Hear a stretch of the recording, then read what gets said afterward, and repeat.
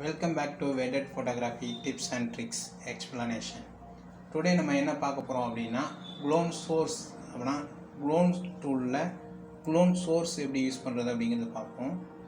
இது வந்து விண்டோஸ்ல போய்ட்டு clone source ன்னு ஆப்ஷன் இருக்கும். அத போய் எடுத்துக்கங்க. இப்போ இந்த இமேஜ் பாருங்க. இந்த இமேஜ்ல ஒன் சைடு இந்த பாலத்துல வந்து ஸ்ட்ரோக் இருக்கு.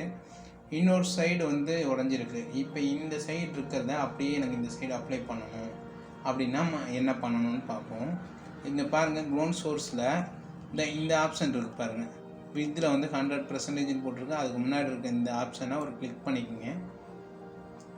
எஸ் அமுக்கி க்ளோன் ஸ்டம்ப் டூல் எடுத்து இங்க ஒரு கிளிக் பண்ணிட்டு அப்படியே இங்க இருந்து இப்படி அப்ளை பண்ணி இழுத்தீங்கன்னா உங்களுக்கு சேம் அப்படியே வந்துரும். டிட்டோ வந்துரும். சோ இந்த மாதிரி ஒரு ஆப்ஷன்ஸ் நீங்க இதல பண்ணிக்க முடியும். இன்னொன்னு இத வந்து உங்களுக்கு அப் அண்ட் டவுன்ல உங்களுக்கு வேணும் அப்படினா ஹைட்ட கிளிக் பண்ணிட்டு இப்போ இத அப்படியே அப்ளை பண்ணுங்க. மேல அப்ளை பண்ணீங்கன்னா இது உங்களுக்கு மேலேயே கிடைச்சிரும். உங்களுக்கு எந்த இதுல வேணும் அப்படிங்கறது அப் அண்ட் டவுன்ல வேணும்னா அப் அண்ட் டவுன்ல நீங்க கொடுக்கலாம்.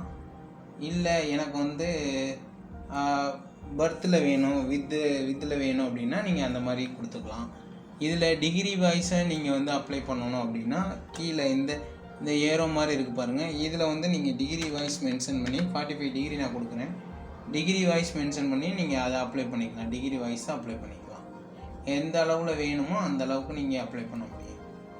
சோ இந்த மாதிரி நீங்க உங்களோட இமேஜஸ்ல சேம் ஒன் சைடு இருக்குது அப்படியே டிட்டோ இன்னொரு லெஃப்ட் சைடோ ரைட் சைடோ வேணும்னா நீங்க இந்த ஆப்ஷன்ஸ் மூலம் நீங்க அப்ளை பண்ணிக்கலாம். Thank you. அடுத்த வீடியோல நம்ம மீட் பண்ணுவோம்.